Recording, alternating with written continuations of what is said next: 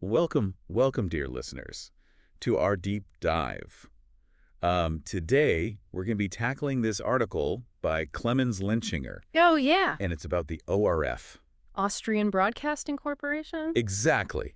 For those who haven't been following along. For the uninitiated. Yeah, exactly. And so Lintschinger is an atheist, author, and lawyer, and he's been kind of grappling with this idea of how atheists are represented in the media. Or not represented. Or not represented. Yeah, it's like they're invisible. Yeah, and he's specifically been, going back and forth with the ORF about this. So this is going to be a very interesting deep dive. I think so.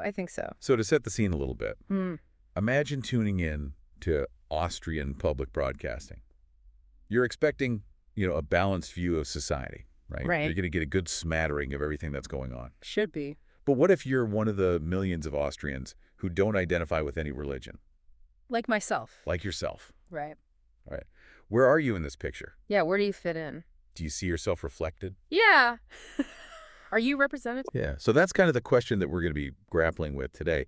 And it's really interesting because Lintschinger is cautiously optimistic in this article. Yeah, which is kind of a surprise. It is. It is because he's talking about a recent ORF study and interview that actually included the HVÖ. Humanist Association of Austria. Yes, for those who didn't know. Yeah, for our international audience. Yes, exactly. Yeah. So this is a big deal because this kind of inclusion is pretty rare. Very rare. Like spotting a Yeti.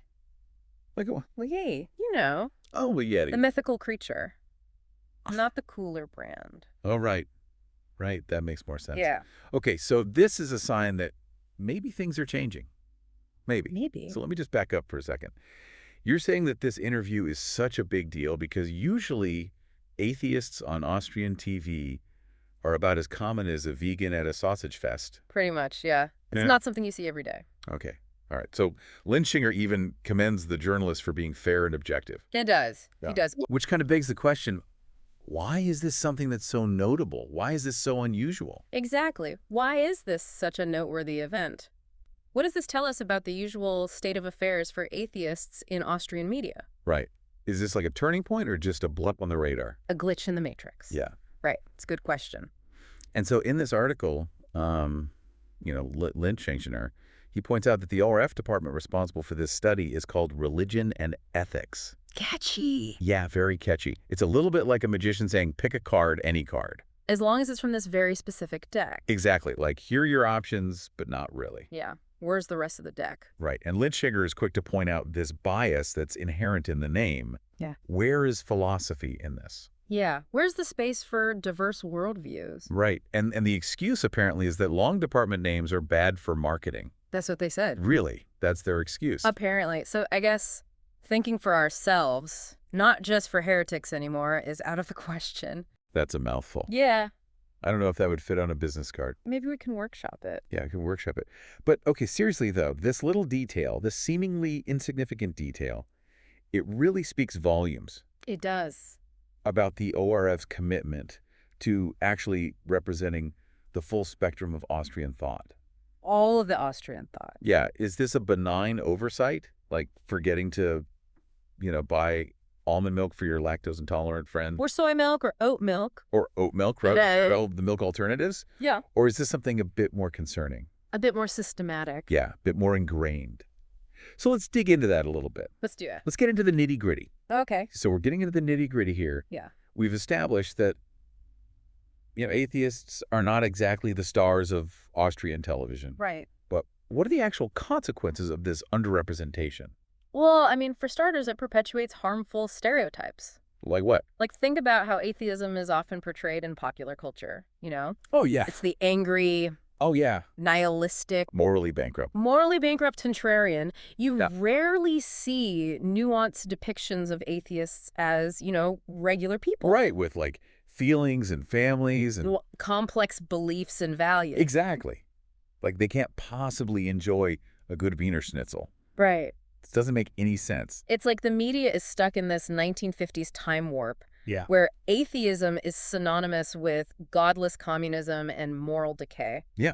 Like they haven't gotten the memo. Yeah, the memo got lost. That atheists can be ethical and compassionate and And like I said, enjoy a good strudel. enjoy a good strudel. Yeah. Exactly. Yes. But this isn't just about like hurt feelings or lack of airtime. Right. This has real-world consequences. It does. This kind of misrepresentation. It can fuel discrimination, prejudice, social exclusion. Yeah. Imagine being denied a job or ostracized by your community just because you don't believe in a higher power. Right. It's a reality for a lot of people. Yeah. And the media's silence on this only reinforces those attitudes. So it's not just about, atheists getting their fair share of airtime. It's about challenging these really deeply ingrained societal biases. Exactly. And creating a more inclusive public discourse. Yeah. Because, as Lintschinger argues, this lack of representation, it harms everyone. It does. It's not just atheists. It's not just atheists. When a significant portion of the population is consistently excluded from the conversation, it creates a distorted view of reality. Right. It's like trying to understand the universe while ignoring the laws of gravity. Exactly. You're going to miss out on some pretty fundamental concepts. Okay, I'm convinced we need to dismantle this atheist invisibility cloak. We do. But how? What would a more inclusive media landscape actually look like? Well, hold on. Before we storm the ORF headquarters armed with logic and reason, Okay. let's remember Lintschinger's point about dialogue. Okay. He's not advocating for an atheist takeover here. He just wants a more balanced and representative approach. Okay. Think of it like a media ecosystem where diverse voices create a richer and more vibrant landscape. Okay. So we're not staging a coup. We're just offering some friendly suggestions. Right. But how do we even get them to listen? These institutions can feel so monolithic. They can. Like trying to convince a cat to wear a tuxedo. It's a challenge. Yeah. But remember, these institutions, they're accountable to their audience. They are. And that's where we come in. We can be more than just passive consumers of media. Exactly. We can be active participants. Okay. So what's the game plan? Well, I mean, for starters, supporting organizations like the HVÖ is crucial. Right. They're already on the front lines. They're doing the heavy lifting. They're engaging in dialogue with the ORF, advocating for policy changes, and promoting positive media representation. So donate, advocate, amplify their message. Got it. But what about on a more personal level? What can I do sitting here in my existential armchair to make a difference? Well, you can be a mindful media consumer. Okay. Pay attention to how atheism is portrayed. Okay. Call out bias and stereotypes when you see them. Support media outlets that do provide balanced representation. All right. And maybe most importantly, engage in thoughtful conversations with people who hold different beliefs. Okay, so you're saying we need to break out of our echo chambers. We do. We do. It's not about converting people to our way of thinking. It's about fostering understanding, empathy, finding some common ground. You might be surprised by what you learn along the way. Right. Yeah. You might actually encounter some open-minded people out there. You might. Who knew? Right. Okay, I'm feeling cautiously optimistic here. Me too. Maybe we can actually nudge this media monolith in the right direction. I think we can. But let's be real. Some people are just stubbornly attached to their worldviews. They are. It's like barnacles on a ship's hull. Exactly. Huh. How do we reach those who aren't interested in dialogue? That's the million-euro question. We may not convince everyone, but that doesn't mean we give up. Okay. Every conversation, every challenge to the status quo plants a seed. Right. And sometimes the smallest seed can grow into something remarkable.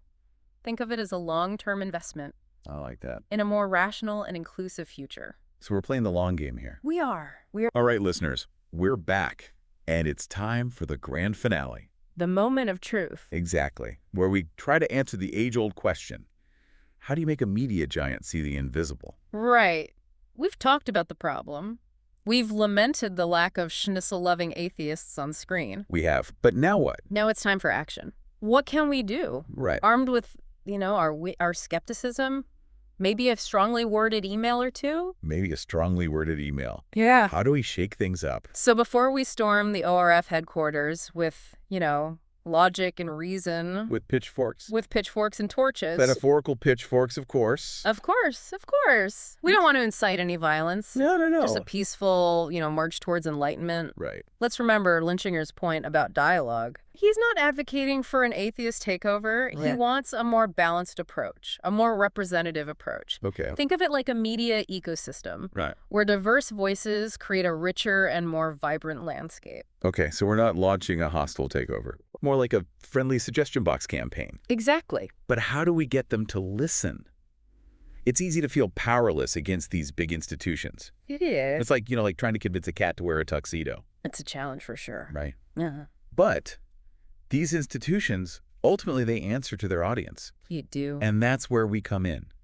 We can be more than just passive consumers of media. Absolutely. We can be active participants. We can demand better. We can, right? We have a voice. We have a voice. Hmm. So what's the game plan? Do we start a letter-writing campaign? We could. Do we flood their social media with witty memes about the absurdity of religion and ethics? I mean, the meme offensive is always a good strategy. Right. But Lintschinger emphasizes a multi-pronged approach. Okay. So supporting organizations like the HVÖ is crucial. Okay. They're the ones who are really doing the hard work.